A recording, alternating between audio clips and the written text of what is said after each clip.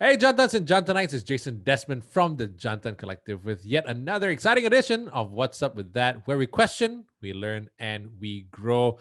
Look, don't forget, subscribe, like, comment below. We love hearing from you. Maybe it might have been something that we talked about before that you feel very, very strongly about and you want to tell us about it. Or there's something that we haven't talked about and you think that we should get in touch because we want to hear from you. Now, uh, I want to talk about masculinity today. And it's hard to define it these days. Sometimes there's too much of it, there's not enough of it. What's that perfect Goldilocks area for masculinity, right? And also, what's the difference really between toxic masculinity and is it okay to be fragile as men? You know what I mean?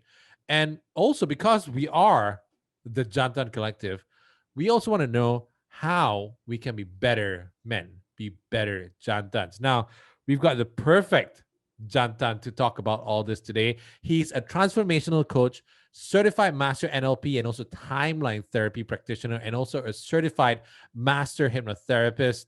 We're today with Ezra Mitchell. Tell us a bit about yourself, where you're from, what you did before you actually got into this. Tell us everything we need to know. Sure, no problem. So I'm originally from the States. I grew up in New York, lived all over the States from California to Texas, went to high school in Texas.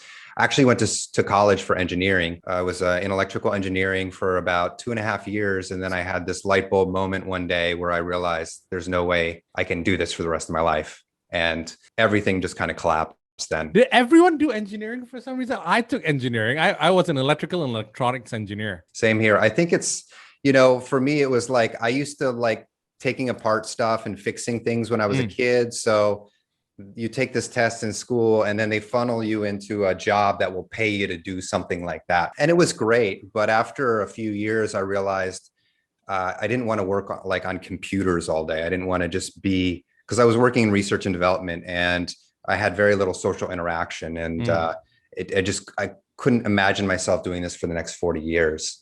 So I had this epiphany, or quarter life crisis, and that's when I decided, hey, maybe I need to go travel the world, and maybe I should find my father. So I'm half Indonesian, but I never met my father.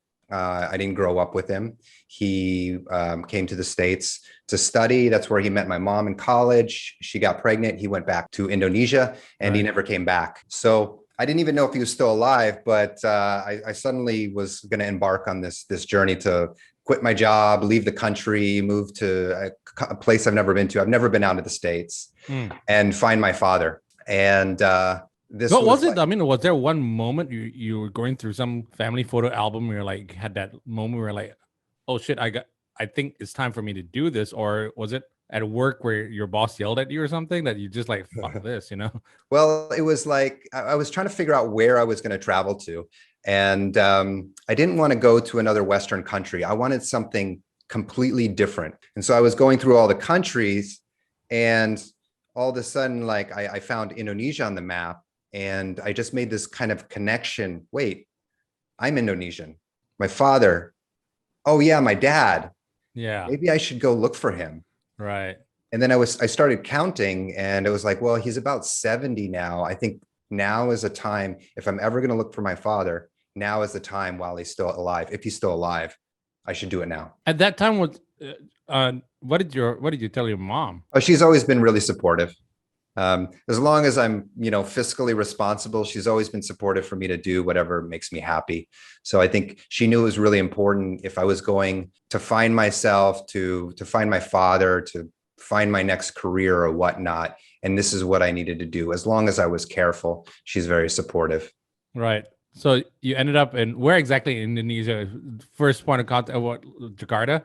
Yeah, so I landed in Jakarta, and funny story, before I got there, I actually went on MySpace. This is MySpace. Holy cow, that was a while back. Okay. Yeah. And I was doing a search for, Indonesians. I don't even know what I was doing, but I ended up finding these three girls that were punk rockers, and they went to all these parties, and they posted pictures, and it just looked like the coolest girls. And they were kind of running these events in Jakarta, this underground punk scene. And I messaged them and I said, hey, here's my story. I'm half Indonesian. I'm coming to find my father, quit my job and all that. Tell me a little bit about Indonesia and Jakarta. So we were pen pals for about a year. Then they ended up, when I flew, I was like, hey, I'm coming. I would love to meet you guys sometime. They're like, well, we'll pick you up at the airport. What? Wow. So lucky for me, I had no idea how crazy it would have been if I would have arrived in Jakarta airport with no help. But they picked me up at the airport. They took me to a nice area in Jakarta. I got a hotel, and then they took me around for 2 weeks. The first weekend I was there, they took me to Indonesian weddings, some concerts, all this stuff. So I was really blessed that I was welcomed to the country with some amazing people. Yeah, so with open arms, and that's like a nice, gentle introduction into that culture, right? That's brilliant. So how'd you end up in Malaysia then? Well, I ended up living in, after Jakarta, I moved to Bali, and I was in Bali off and on for about 10 years. And then I had an opportunity to, about 6 years ago, I got into my coaching, started building my business, and my business was going really well. And then I had an opportunity, just a twist of fate, to apply at Mind Valley, who, if you know Mind Valley, they're in personal growth. It's the biggest company, multi-million-dollar company. They do marketing really well. And so I thought, well, this would be a great opportunity for me to get even better at marketing and sales and knowing how to talk to my audience. So I applied. 3 months later, I got an application acceptance letter. And 3 years ago, I moved to KL to work at Mind Valley. Wow. So you got into coaching, you say, around 6 years ago, right? So how did you get into transformational coaching, and what is transformational coaching? Yeah. So after engineering, I left engineering because I knew I needed to find purposeful work. I needed to find something that was my mission, and it wasn't engineering. So after engineering, I got into teaching English. Then when I went to Indonesia, I actually became an actor and a model. Then I moved to Bali. I became a professional DJ, and all of these were great. They were great opportunities, but they didn't last. And they were fun, but it wasn't really what my calling was. Then about 2 years before I got into coaching, so basically I've had depression, or I had depression for about 24 years. Ever since I was 14, I had suicidal depression, and I struggled on and off with it. And, sometimes it would be really bad, and most of the time it would be okay. About 8 years ago, it got really bad. And it got so bad that I decided on my 37th birthday that I would end my life. And so on my 37th birthday, I Googled how to kill myself. And I planned to do it 3 weeks later. Crazy story. Confidential help is available for free at the National Super. Oh my gosh. That's amazing. I love how. Oh my, that's not Google. Wow. The moment they heard Google heard that, I was like, okay, this person needs help. Okay. Yeah. So we know the tech works. Yeah, that's great. Oh my God. 3 weeks later, the night before I was supposed to say goodbye, I met my angel. I went to this party. I was gonna say goodbye to my friends. I wasn't telling them, but I was just gonna say goodbye, and then I was gonna leave the next day. I ended up meeting this angel at a party. I call her my angel. And I had this profound conversation with her for 8 hours after the party. And that pulled me out of my hole enough that I realized I really need to get help. I need to exhaust all my resources and get help, because if I don't, this is it. Wow. And a bunch of stuff happened. It took me about a year. I ended up healing the core issue that was related to my depression. And that opened up the possibility and the desire for me to help others overcome their challenges and their pain as well, and overcome their trauma. So that's what I help people now, is really, I do deep emotional work to help people overcome, process trauma, go through forgiveness, and ultimately heal and live their life free of pain from the past. What was it that, if you could pinpoint one thing, what your angel said to you that just clicked in, you're like, I can't do this? What was it? Was there one thing or was there a few things? So I think the most important thing that this person, her name is Val, gave me is I felt like she could see me. I felt like she understood me.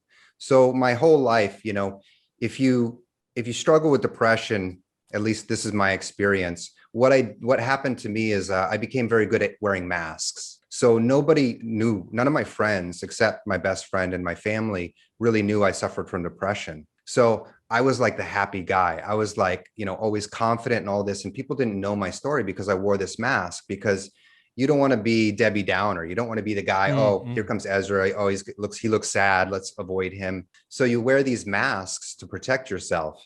So I never let anyone in, really. And for whatever reason, I felt something with Val, that she understood me, and she actually did, because she had a similar story. And that feeling of having that safe space and understanding from someone else allowed me to express myself. And maybe that's all I need, was just to express myself. And there was a cathartic event where that's what pulled me out, just being able to say, this is what's going on with me. And at that particular time, do you feel like it wasn't so much like she was the perfect person to speak to, but also you were at that right time in the right place, because nothing in life is by luck or by chance, right? You were meant to meet up with her. Did you feel that?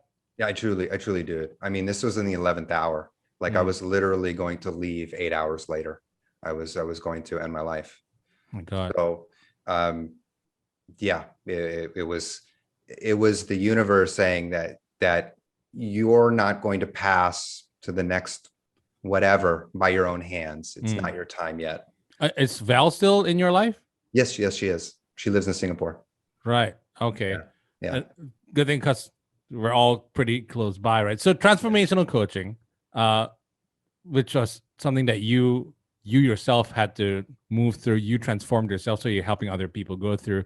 But then there's NLP and timeline therapy and hypnotherapy. Was it all with Mind Valley, or was it all something that you were going through, you were already coaching for or already learning for? Yeah, I mean, in developing my business and the work that I do, it's important to continue education. And I can only be a better coach by constantly learning and educating myself. And if I want to work with businesses, I need certification and stuff like that. So I did a lot of research, and based on what I'd found out and what had worked in my own path, the subconscious work, that's what NLP deals with. It deals with being able to not just analyze what's going on in the subconscious, but also change the programming. And so for me, it was a lot about changing that programming, because logically, like I knew logically, I've got a great life. I'm a DJ. I make a lot of money. I live in Bali. Like, I've gotten surrounded by beautiful women. Like I got the life, but that's not how I felt inside. So it's like, well, if logically that's not working, there's something else going on that I need to shift or change or figure out how to fix. And that's through this psychological work. It's in the subconscious. Because you've been here for 3 years and in Indonesia, so you know the term Jantans. Jantans is guys, right? Yeah. And for the longest time, we've been having this with the Me Too movement or whatever, right? So it's hard to be a good, proper Jantan, because a lot of guys don't know what a real, proper man is. How would you define being a man or masculinity, if you had to? How would you define it? Yeah, I think it's a confusing time right now. We kind of know what you're not supposed to be anymore, right? I looked up masculinity, and it says the definition is qualities or attributes regarded as characteristics of men. So what does that mean? I know what stuck out to me though is the key word there is character. And I think as far as me is like, when I think about masculinity, I think about what do I want my character to be as a man? What type of man do I want to be? Do I want to be kind? Do I want to be trustworthy? Do I want to be a leader? Do I want to help others? Do I want to be, a team player? And, so I think it's the definition of masculinity is going to be different for everyone, because I think everyone wants different things or different characters. And I think what's at least important for each individual are those characters that I want to embody, are they healthy, and do they support other people and support the environment and everyone's growth and society, or do they take away from it, right? Do I, I want to be confident, but I don't want to be a dick, right? Exactly.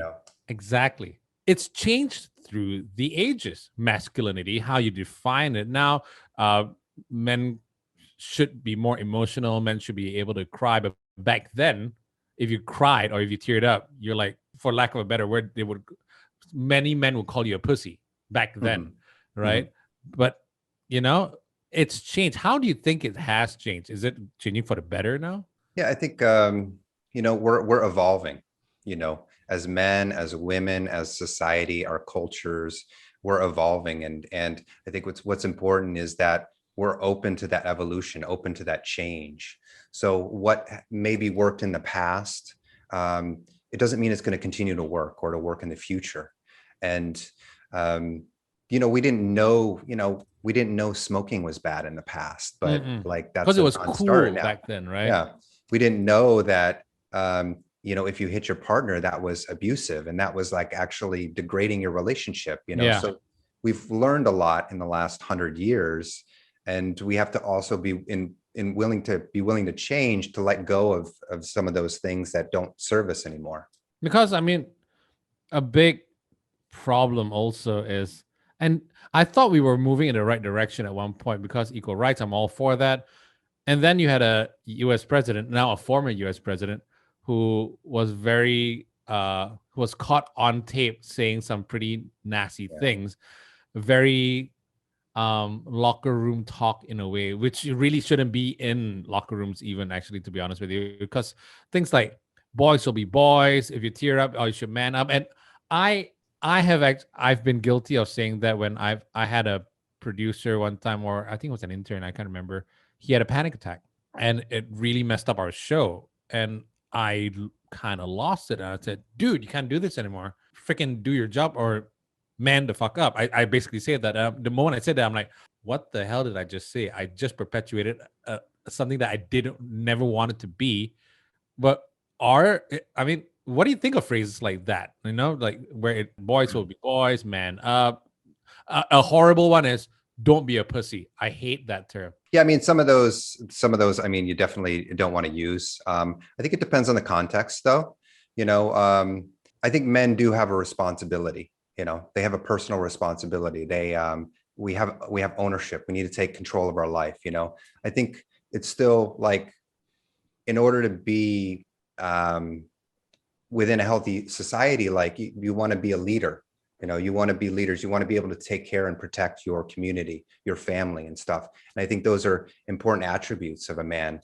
And so, like, I mean, you definitely don't want to tell your child if he's crying because a bully was hurting him at school. You wouldn't tell him to man up. But if you're talking to your buddy and he's complaining about something, about his partner, always want to talk about their feelings, I would say man up. A lot of those phrases, I mean, don't be a pussy, things like that. I mean, they come from an archaic time, and there's really no place for them anymore. But I think it's there. I think when some of those were created in the past, they were like, to help whoever fit back into this label, right? Of how a man should be. And now that's changing, because there is no one way for a man to be.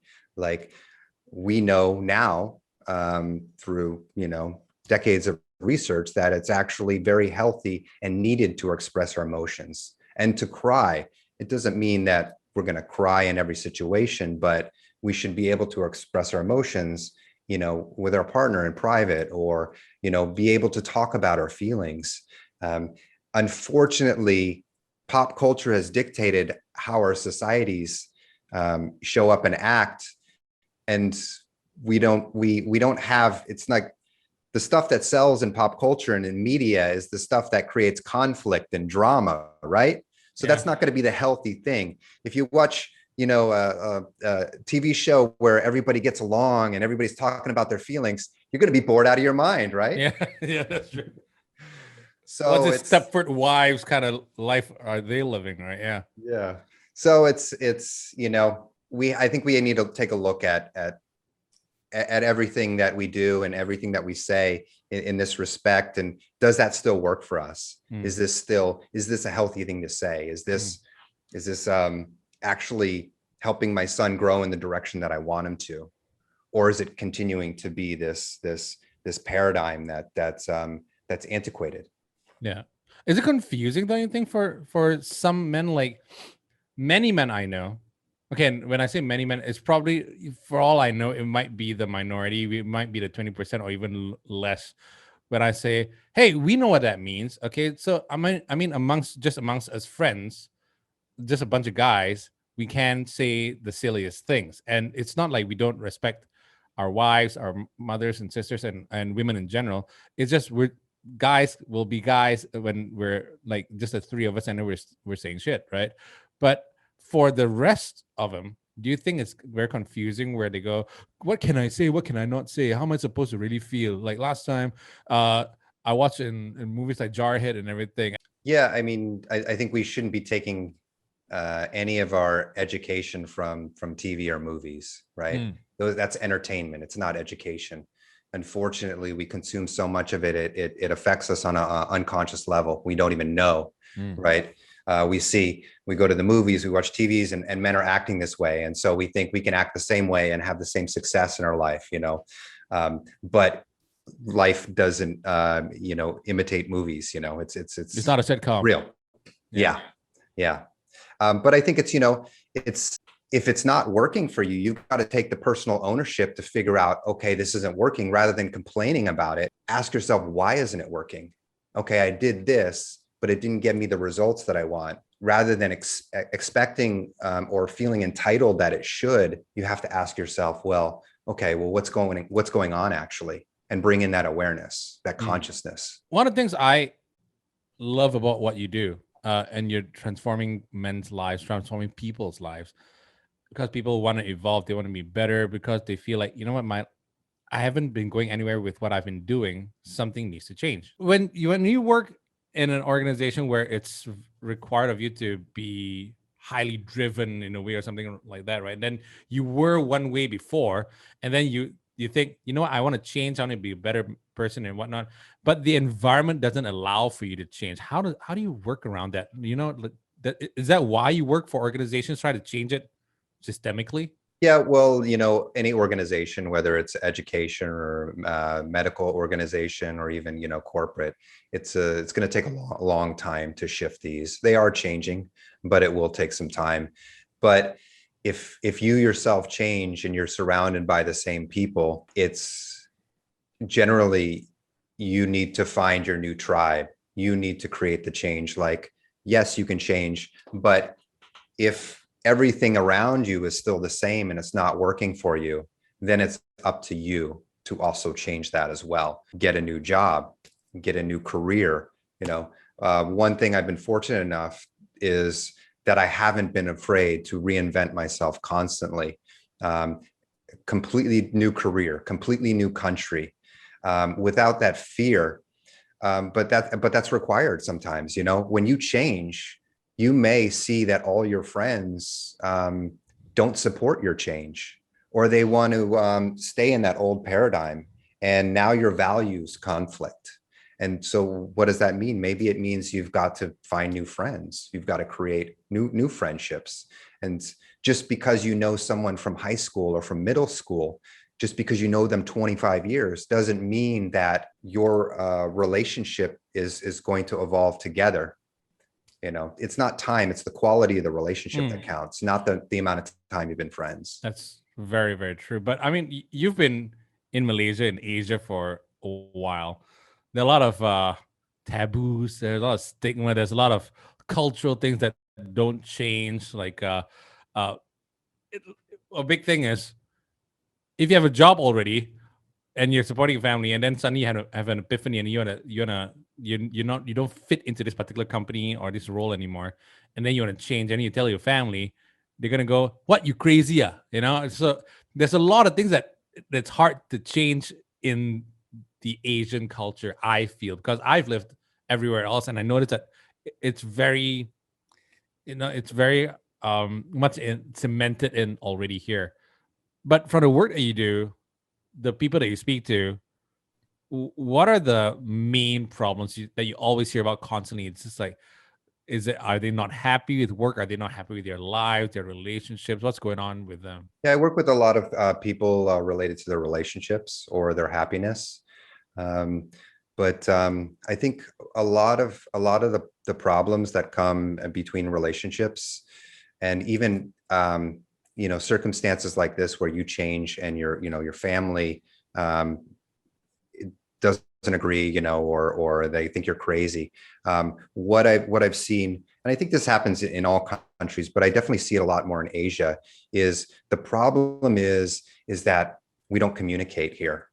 So the culture is, you do what your parents say, right? You don't argue with them. You always say yes.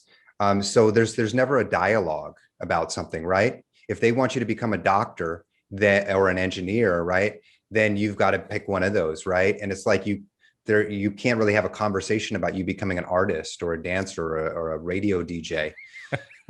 So we don't talk to our parents. We hold it inside and we try to figure out how to live our life without that kind of communication. And then that lack of communication spills over to our relationships, where we have a partner and we don't really talk about these things. If you were going through changes, or if you were struggling and you went through changes, your partner, your wife, whoever it is, would hopefully be there with you if you were communicating that whole time about what you were going through, right? Mm. But if you suddenly pop up like, oh, I'm having a midlife crisis, I want to quit my job and move to Bali or whatnot, and this is a complete surprise, of course they're going to think you're crazy. Yeah. So the thing is, it's a work in progress that you should have been talking to your partner, talking to your family. I'm really not happy with what I'm doing. But over a couple of years, and then suddenly you do it, then it kind of eases them into your change. Is that it?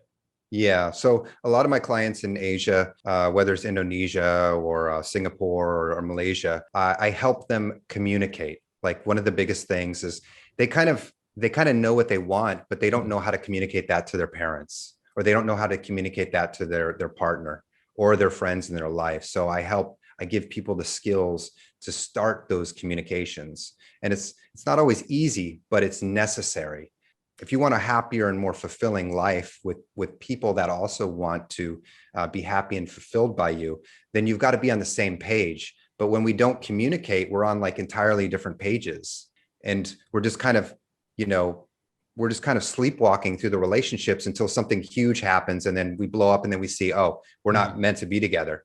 But if we were talking for all these years, we would have either strengthened our relationship, or we would have figured out that we're actually not compatible and we should have broken up a long time ago. Does that happen a lot though with the people that you speak to, where it's like, you're not the man I married, and then next thing you know, they just break up? No, I mean, I think you should always try to work towards a solution to everything you've invested in a relationship to fix it, and see what you can change, what you can improve, and how you can deepen the relationship. But I've also helped a few women go through divorces, and that was figure out, do I actually want to get a divorce? Is this actually right for me? What do I want?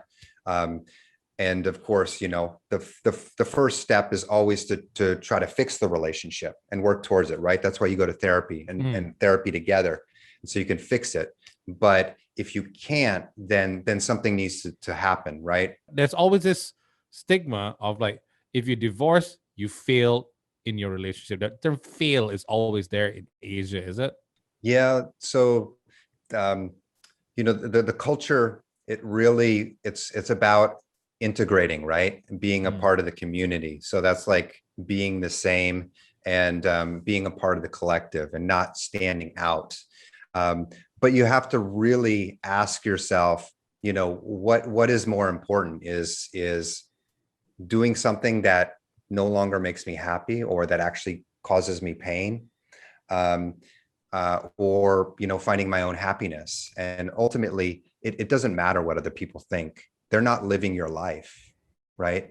They don't live your life. They don't wake up every day to be you. like, it doesn't matter what they think or say about you. Like, unless you make it your concern, it doesn't affect you.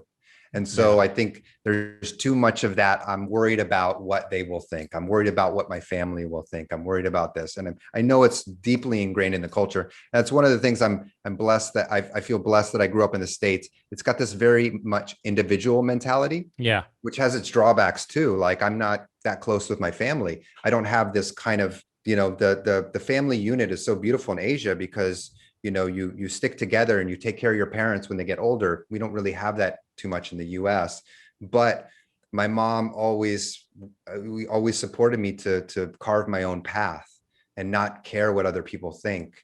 And so there are a lot of people in Asia as well, and there's a lot of women that are waking up to this, and they are getting divorced, and it's not bothering them that they're divorced, and they're now no longer living by these rules, these old rules and these old taboos. It's changing very quickly. It's quite amazing that Asia is changing very quickly. Yeah, and are... even in another 10 years, it will be, much more common. Unfortunately, that divorce is, a solution. But I think it's important that, the communication, if we communicated first, we would get into relationships and we would be less likely to marry people that were not meant to be later. Exactly. Because I think a big part of the problem is that people get pushed into marriage, or they get pressured into marriage early to get a family, to get kids and whatever, because of the family unit, it's family honor and stuff like this, right? And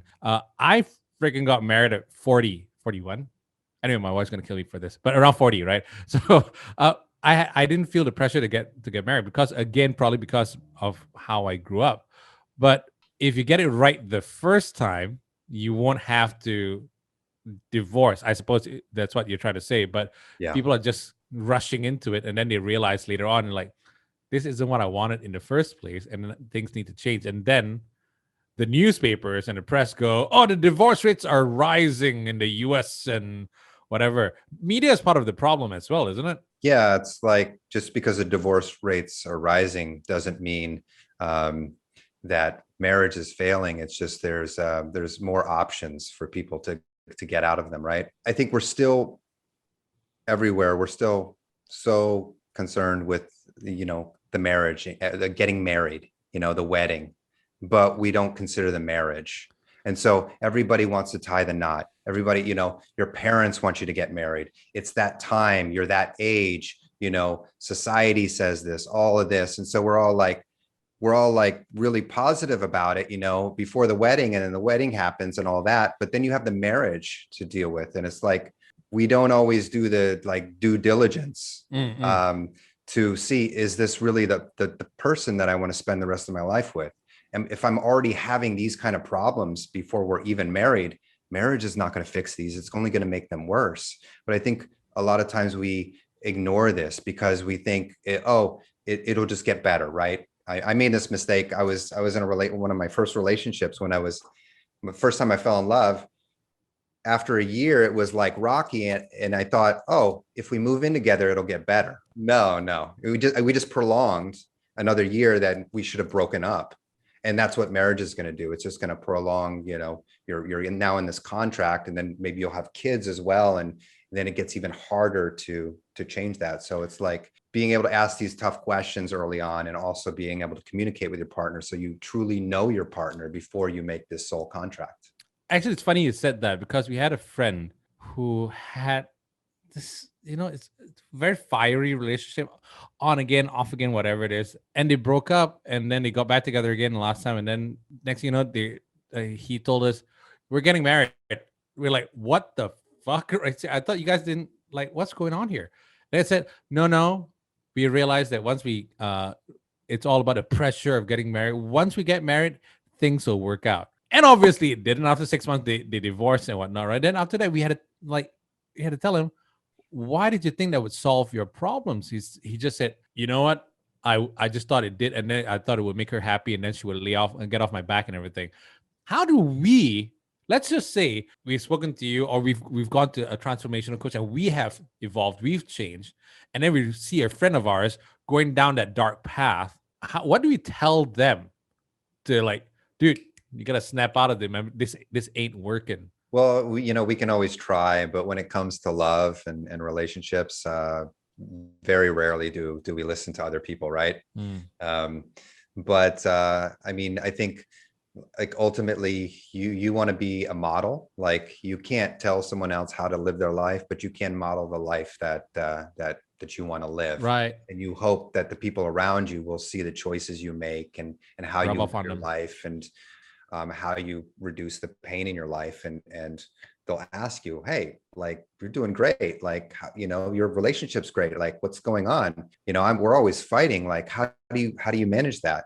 Because nobody, especially, men want to be told like, you're doing it wrong. Right. Yeah. Or, dude, are you But it crazy? doesn't help when a guy also goes, well, we're just lucky that way. It doesn't really offer any solutions, right? Yeah, no. And I mean, it's about real communication of like really like actually having a conversation of what that looks like.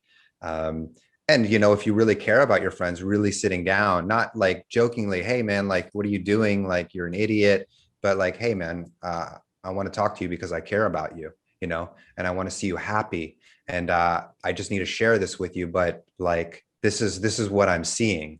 And that's all I want to do is share. I'm not telling you what to do, but this is what I see. And I'm just concerned about you. Are you making the right choice? And, most of the time, though, we have to go through that experience in order to learn.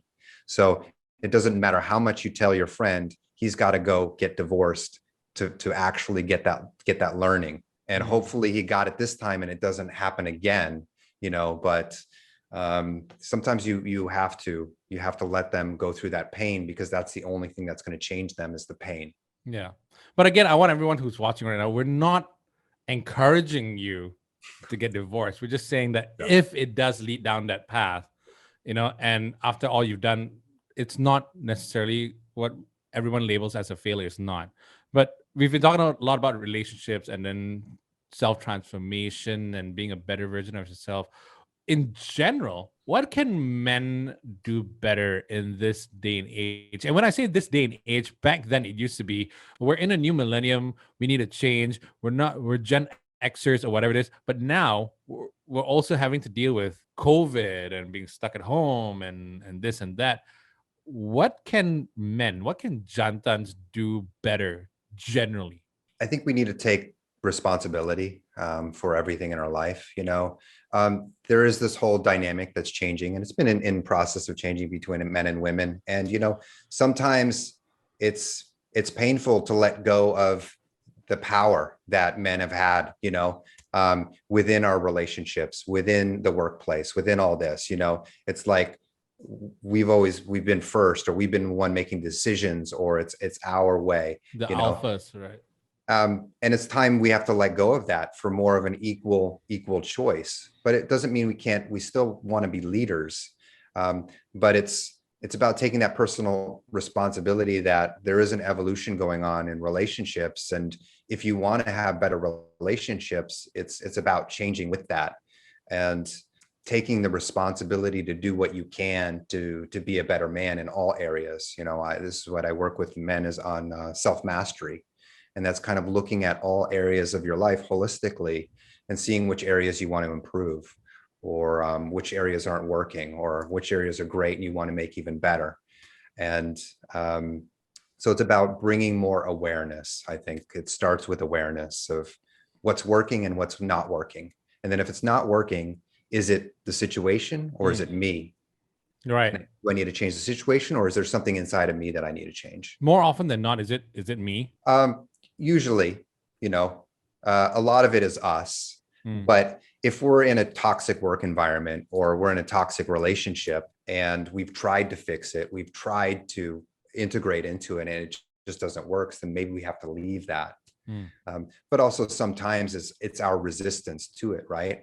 It's my resistance to being able to share with my partner. Like she wants me to talk about my feelings and I don't want to. So I'm resisting. So I'm creating a separation and conflict in the relationship because I'm not willing to do something, right? I'm not willing to work with her on that level. Yeah, so but I need Ezra, I mean, some women love, especially the initial stage. I like him. He's a strong, silent type. And then midway through the relationship, so you're comfortable being the strong, silent type. We generally don't change much, right? But then the thing is, she's like, you need to talk about your feelings more. But wait, I'm the strong, silent type. That's why you fell in love with me. So now you're wanting me to change. I'm not comfortable with that. Do you tell her that it's going to take me some time to get used to it? Or, you know? So regardless of how it started, like every relationship is going to grow. It's either going to grow or it's going to die. And so are you willing to grow in the relationship? And that may even mean changing. It doesn't mean you need to change your personality, but it means things are going to change. Things that worked before may not work now. And you can be the strong silent type and still share your feelings. And when I say share your feelings, it doesn't mean that you turn into this, weak, crying, guy all the time that is just, like that. But it's about the context of the situation. Like what's going on between us right now, and what do I need to do in order to find a solution with my partner or in this situation? How can I change? So it's like, I think the problem is like we want to stay the same, but if we're going to grow, you can't stay the same, right? Yeah. And we're really comfortable with who we are, right? But you're right. I mean, relationships need to not so much change, I suppose, evolve, right? But if they do want to learn how to do all this, I mean, like, where can they go? Who can they talk to? Can they just rock up to you on the street and say, Ezra, I need some help here, man. I'm a dick. I need some help. What do I do? What do I need to change? Yeah, I mean, I think it starts like you don't need to go anywhere in particular, but it starts with being able to communicate. I think that's the real win for a lot of men, is like we've never communicated before. So I've been running men's circles over the last 2 years in Kuala Lumpur, and every time I have a men's circle, I get a lot of new men coming that have never been in a What's a circle. men's circle? Meaning what? How's that work? Oh, it's where a group of men, usually like between 6 to 8 men, come down. We sit in a circle and we share. There's no conversation. It's one person sharing at a time. So you have like a sharing stick. So you pass around the stick. When someone's holding it, they can talk. When you're not holding it, you can't talk. But there's something really powerful about being able to share and knowing it's safe and nobody's going to say. So a lot of times we don't share because I don't want my friend to try to give me advice, or try to tell me, what I'm doing wrong, even though I might want to talk about it, I don't want him to try to fix me, But so this men's circle allows you to share whatever's going on with you, whether it's a win or a challenge or whatever you're going through, and you don't get any feedback on that. And then you pass the stick to someone else and they share. So it's like completely safe. You can get this off your back and something cathartic happens. So I've had a lot of men that come to these men's circles, and just the act of sharing and nobody saying anything back to them, it changed them, and it opened them up, and they saw that, hey, I can share this something about me and I don't die, right? That's what we're worried about. We're afraid of like, dying or, being embarrassed or being rejected. But that doesn't happen. And when you kind of go through that experience, then you see, well, where else in my life could I share what I'm thinking? And this will actually be beneficial, to this relationship, whether it's with my parents or whether it's with my partner. And so after this, they begin to be able to share, but you don't even need to go to a men's circle. And it's really, it's about like the people that you're close with, having a real conversation, like having a serious conversation and just being able to share something. Like, I've known people that like, they've been friends for decades, and then they finally have a conversation and they talk about things they've never told each other.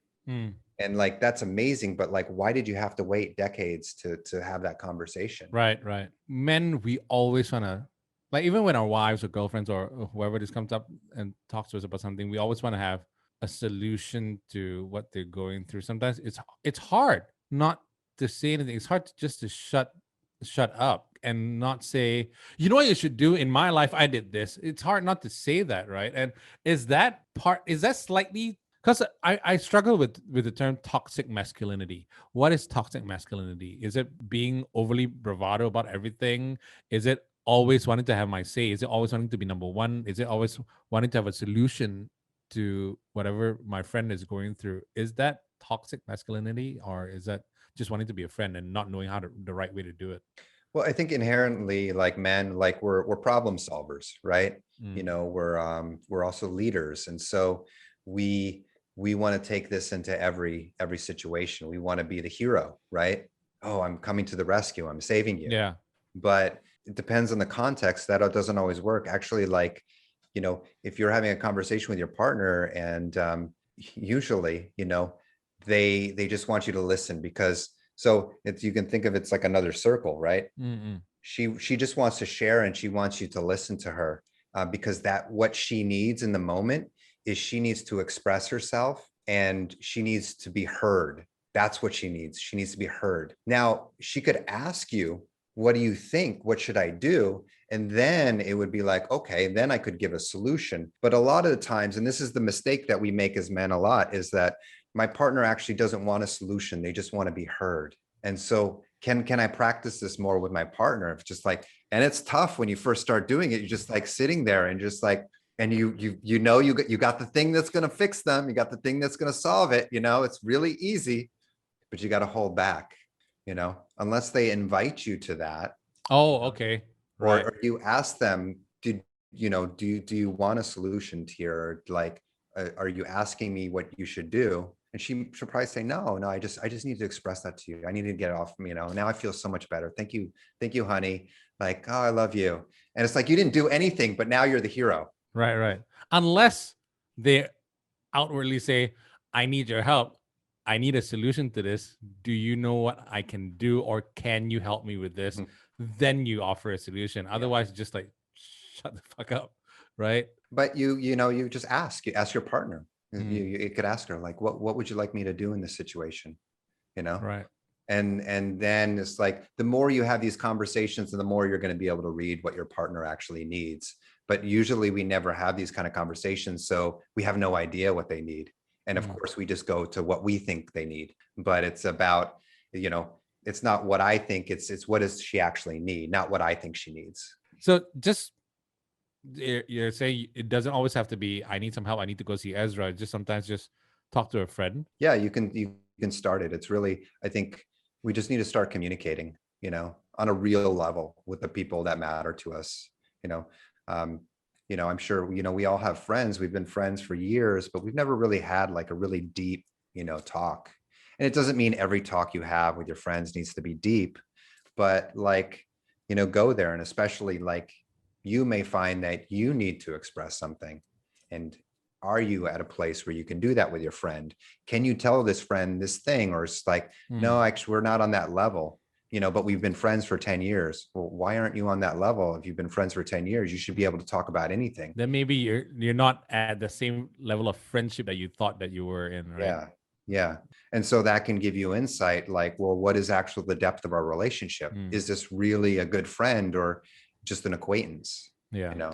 And also, I suppose the moment you just need one person to start it, right? And then you're like, yeah, I've been feeling like this, whatever. And then the other person goes, you know what? I've been wanting to get this off my chest as well. Does that usually happen where one person, you just need someone to start, and then you affect change in everyone else generally? Yeah, it only requires, in every relationship, it only requires one person to change to transform the relationship. And so I've worked with clients before that they changed, and their parents didn't change, their mother didn't change, but their relationship fundamentally changed because she came with a new energy into that relationship. And so she was no longer being triggered by her mom, and she was no longer triggering her mom. And so the relationship transformed. I mean, I experienced this with my own mom when I healed my relationship when I was 34.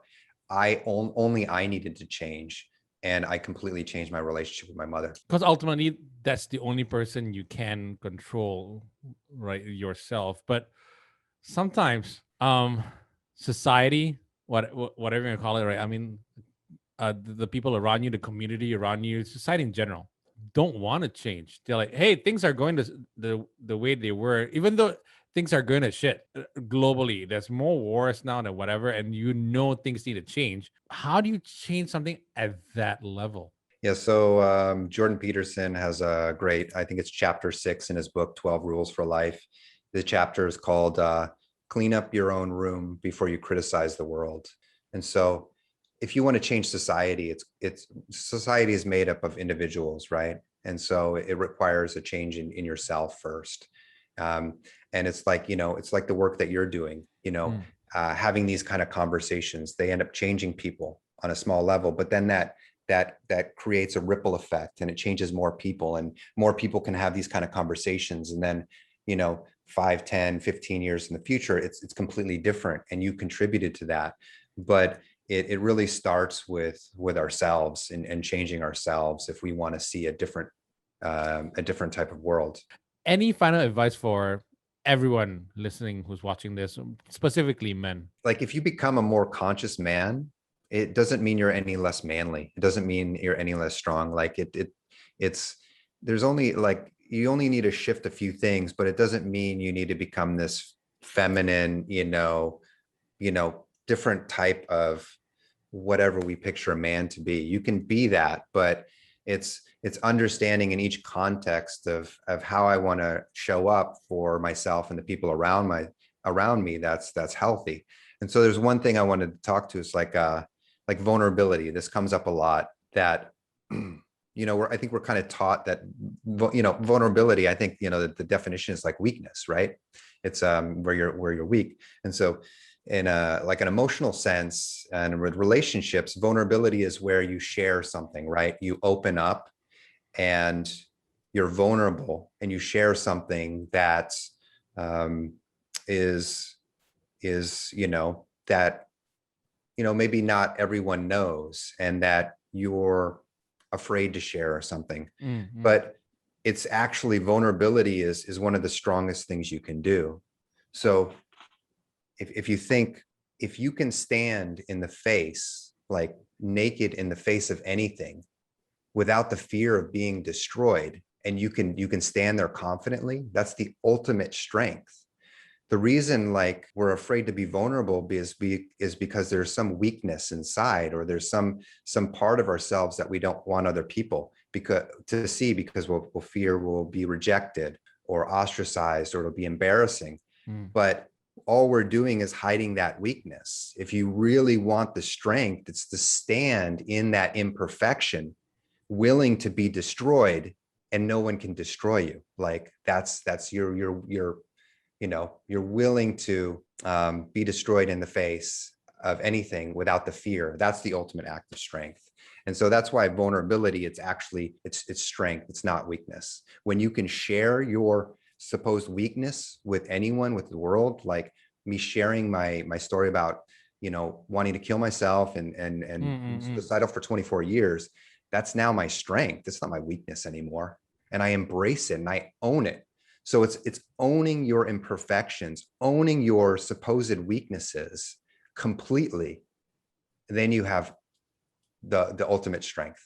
That was, sorry, I was just very drawn into that, because I totally feel that, because I suppose that the fact that you're hiding your insecurities, of hiding your so-called weaknesses, that takes a lot of effort. That takes a lot of energy out of you, that you can't actually focus on the things that you really want to do. When everything's out there, nothing can harm you anyway, right? Because everyone knows everything about you already.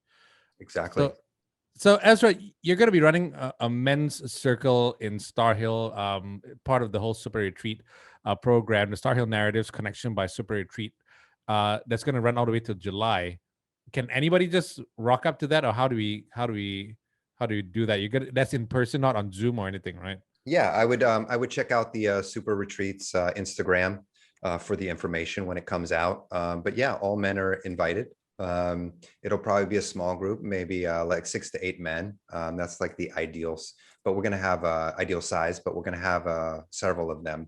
And if they go well, we're going to have more. So I was doing them before lockdown, with another wellness space here. And I've taken the last 6 months off because, we've had to, but we're going to start them up again. And the conversation is very much needed and asked for here in KL. So all the men that have come to the previous circles, they keep asking me, when are you having the next one? When are you having the next one? So, and it's great. Like, even if I've had a guy before, he's like, I'm just here because my friend told me to come, but I'm not going to share. And I was like, no problem, man. Just sit and listen. Oh, really? Okay. So yeah. And after an hour and a half, he shared something with the circle that he'd never shared with anyone. He opened up about, his relationship with his father, and he just shared for 10 minutes.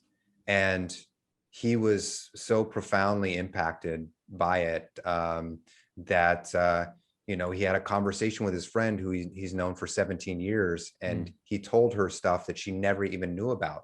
Like, they've been great friends for 17 years. So magic can happen, within these spaces. And I just want to start the conversation. And I think we need it even more now, because I think a lot of people are going through these, whatever you want to call it, midlife crisis, or just this, they've experienced some epiphany in their life, and lockdown just does stuff to you, right? This whole COVID thing. Stuff. So I think we need it even more. Once again, it's the Star Hill Narratives Connection by Super Retreat.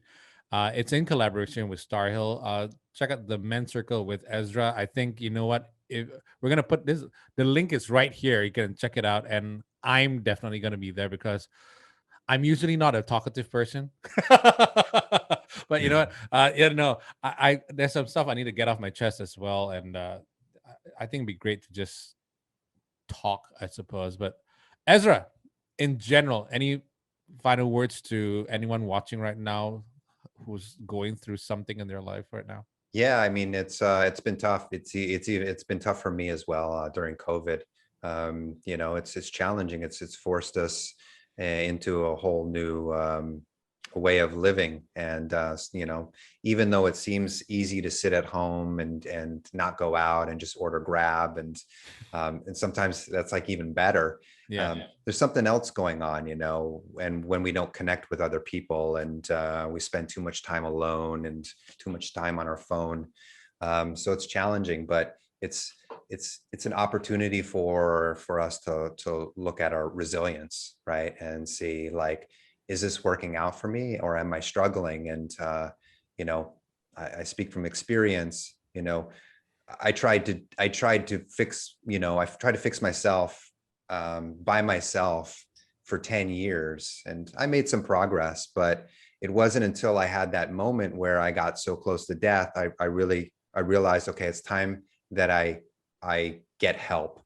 And this was the shift in my life that I needed, not only to save myself, but to also find my passion and purpose and mission-driven work. And that was to ask for help. And so, yes, it's challenging sometimes for men to ask for directions or help, but really, it's like, we only have a limited amount of time here on this planet, and I can spend all this time spinning my wheels in the same place, or I can ask someone for directions, and I can get to where I want to go much faster. And this doesn't make me any weaker because I asked someone for help. You will find, like, if you read any of the autobiographies of some of the most successful people in the world, the richest people in the world, they didn't get there by themselves. They had so much help along the way. Coaches, mentors, therapists, their partners, and because they were willing to communicate with those people. So that's what I just invite you to do, is communicate a little bit more, share, and reach out when you need it, to those people that you trust. All right. Stop being lost. Get the ways of life. And his name is Ezra Mitchell. Ezra, thanks so much for having a chat with us, man. I feel like there will be more chats with you. I think we're just skimming the surface right now, and we'll be having more chats with you soon. But thanks for this particular one. I feel so much like I need to do a lot more with my life right now. Thanks, man. Yeah, thank you so much, JD. This has been amazing. I love what you guys are doing for men here in Malaysia, and I would love to contribute more if I can. So awesome having this conversation with you, man. And you know what? Hope you enjoyed a little chat we had with Ezra about masculinity. What new thing did you learn? Did we miss anything that you would like to know? Do get in touch with us because we want to know what you think in the comments below. Thank you so much for watching. We love the fact that you do, and we love the fact that you are learning. And ultimately, we also want you to remember, don't be a dick.